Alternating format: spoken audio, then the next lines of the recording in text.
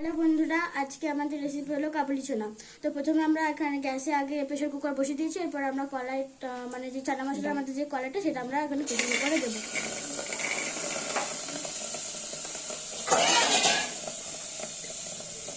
তো এরপর করার পর আমরা খেতে আলু দিয়ে দিলাম।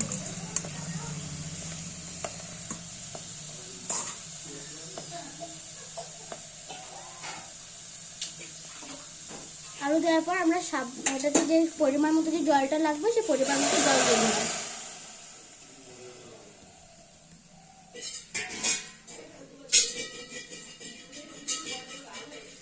জল দেওয়ার পর আমরা পরিমাণ মতো নুন,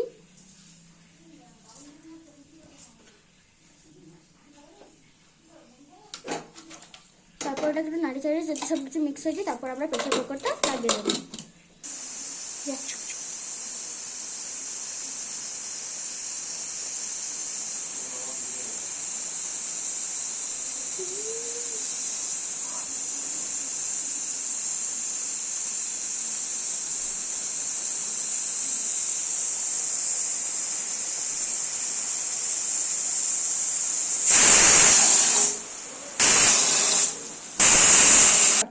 দেখো বন্ধুরা, আমরা 5 মিনিট পর প্রেসার কুকারের ঢাকাটা খুলে এটাকে ঠিক একটা পাত্রে বেশ ভালো করে জলটা নিগড়ে নেওয়ার জন্য ঢেলে দিলাম।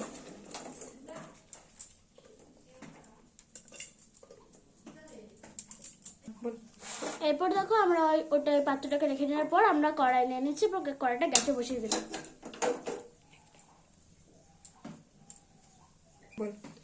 এরপর আমরা কড়াইতে পরিমাণ মতো তেল দেবো।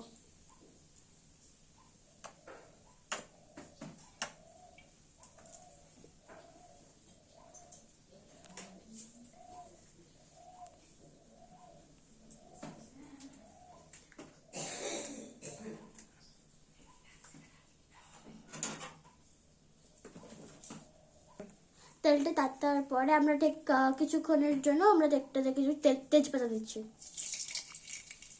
তারপরে কিছু শুকনো লঙ্কা,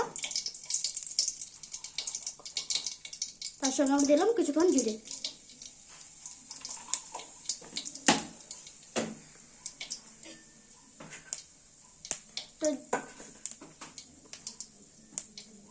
তো জিরেটা দেওয়ার পর আমরা কিছুক্ষণ নেড়ে চেড়ে নিলাম যাতে একটু ভালো করে বেশ ভাজা ভাজা হয়ে যায়।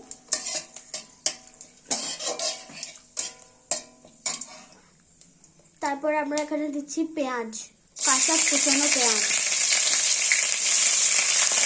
দেওয়ার পর তেলটাকে একটু ভালো করে ভেজে ভেজে নিলাম।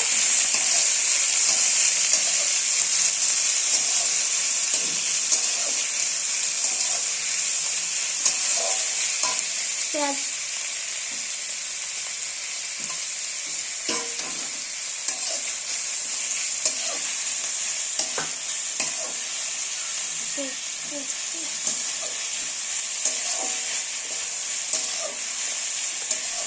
এরপর পেঁয়াজটা আমি একটু লাল করে ভেজে নেব।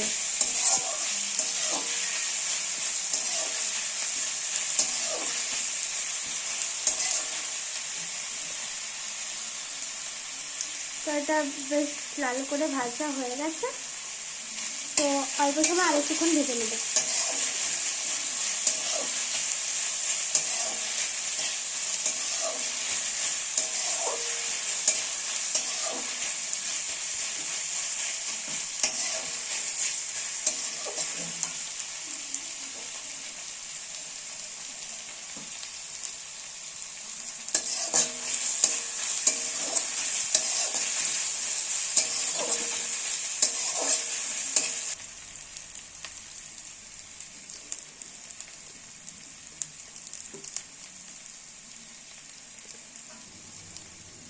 এরপর আমরা এটাতে দেবো কিছু রসুন বাটা পরিমাণ মতো।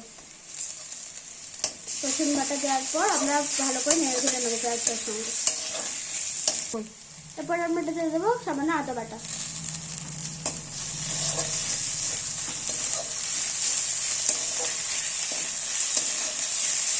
এরপর আমরা এটাতে দেবো সামান্য আমরা টমেটো, কিছু করা টমেটো।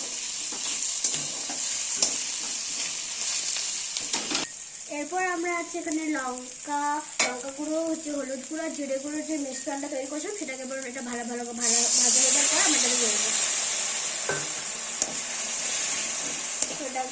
এটাকে বেশ ভালো করে আমরা একটু কষিয়ে নেব।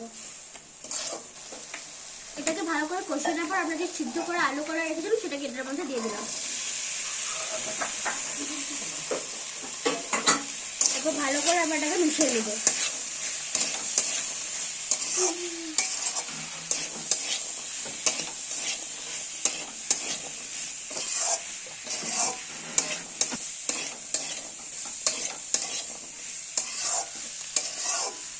জল দেবে।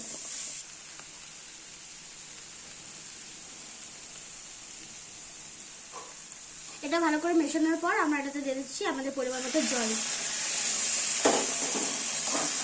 এটা জলের সঙ্গে বেশ ভালো করে মিশিয়ে নেব।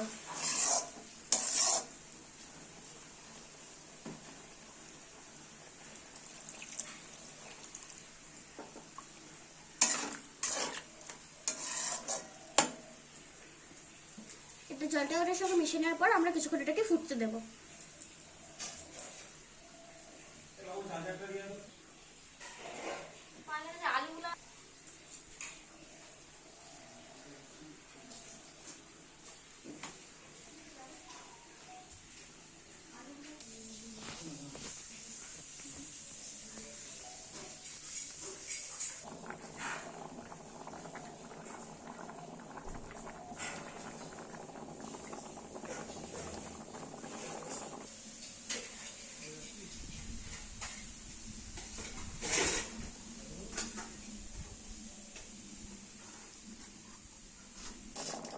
এই ঝোলটা ফুটে যাওয়ার পর আমরা পরিমাণ মতো সামান্য চিনি দেবো।